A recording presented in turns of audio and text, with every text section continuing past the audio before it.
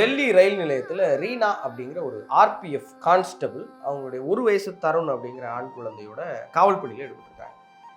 ஏன் அப்படின்னு கேட்டாக்க அவங்களுக்கு நேற்று விடுமுறை இருந்திருக்கு. ஆனாலும் கூட அந்த கூட்ட நெரிசலில் 18 பேர் தவறிட்டாங்க இல்லையா, அதனால காவல் பணிக்கு கூடுதலான காவலர்கள் வேணும்னு சொல்லி இவங்க கூப்பிட்டுருக்காங்க. அவங்க பெண் குழந்தையை டேக் கேரில் விட்டுட்டு அந்த கை குழந்தையை பார்க்க யாரும் இல்லை அப்படின்னு சொல்லி தூக்கிட்டு வந்துட்டாங்க. இவங்களுடைய கணவர் ஜம்மு அண்ட் காஷ்மீரில் சிஆர்பிஎஃப்ல இருக்கிறாரு.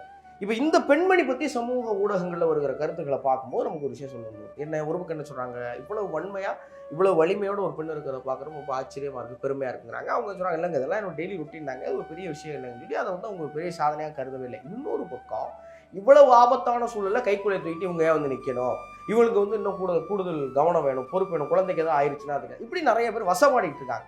நமக்கு கேட்குற கேள்வி என்னென்னா, பொதுவாக நீங்கள் மற்ற எல்லாத்தையும் விடுங்களேன், நீங்கள் சமூகத்தில் பெண்களுக்கு எதிராக 1 வயசு பள்ளிக்கூடம் போகிற குழந்தைக்கு ஒரு ஆசிரியர்னால ஒரு பெரிய கேவலமான சம்பவம் நடக்குது.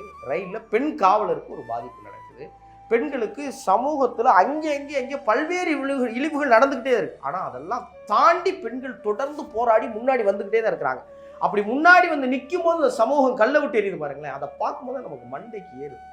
இன்னைக்கு இருக்கிற சூழலில் பெண்களுக்கு நீங்கள் கை கொடுத்து மேலே தூக்கியெல்லாம் விடவே வேண்டாம், கல்லை விட்டு எரியறதோ காலை வாரி விடுறதையோ தவிர்த்தா மட்டும் போதும். அவங்க ஜெயிச்சு அடிச்சு மேலே வந்து நின்றுவாங்க.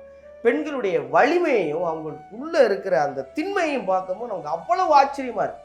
பெண்களை நீங்க கொண்டாடலாம் வேணாம், அவங்கள திண்டாட விடாம பார்த்தீங்க அதுவே போதும். பெண்கள் எப்போதும் தலை சிறந்தவர்கள்ங்கிறத நமக்கு ஒவ்வொரு முறையும் நிரூபிச்சுக்கிட்டே தான் இருக்கிறாங்க.